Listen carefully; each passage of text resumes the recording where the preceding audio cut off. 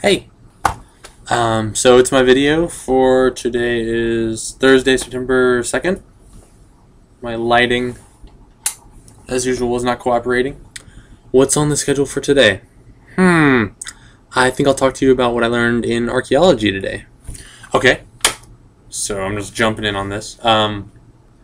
Back in the day, like in the start of American archaeology, there was called the processual period, or the processual style, which is very based in the scientific method, and it's very just cut and dry, numbers based, and so it was very tried to be objective and scientific, and then later, like in the late 70s and the 80s, scientists started, there's a growing movement that was like, or actually it was more in the 80s and 90s. There's a growing movement. It was like, okay, well, is this really scientifically detached, or is it, still opinionated? Can you really approach this without bias?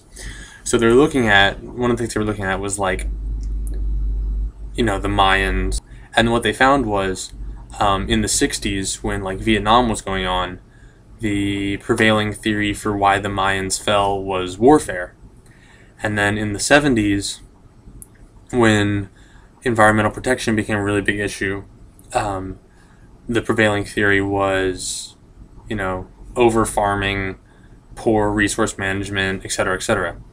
In the late 70s, like in the midst of the Watergate scandal, they found that the prevailing theory on why the Mayans fell was abuses by leadership, like the government.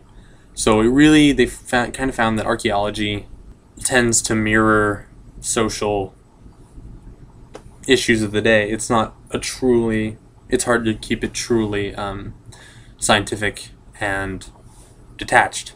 So then they went to it's called the post-processual period, or style, which that's very humanistic.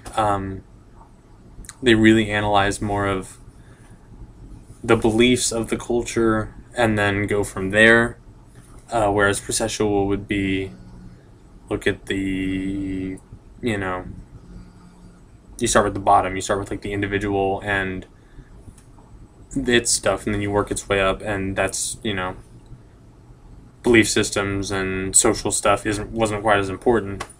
And now we're at what's called the processual plus, which it's still very scientific based, like science wins, but they still incorporate they try to incorporate more humanity.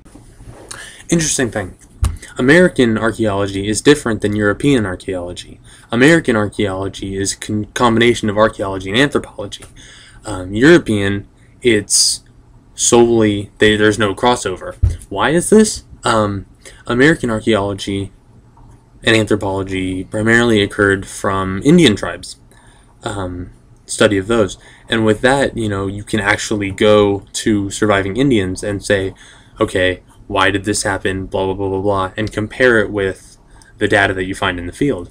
In Europe, because all the hunter-gatherers became agriculturists, there are no more hunter-gatherer tribes to talk to.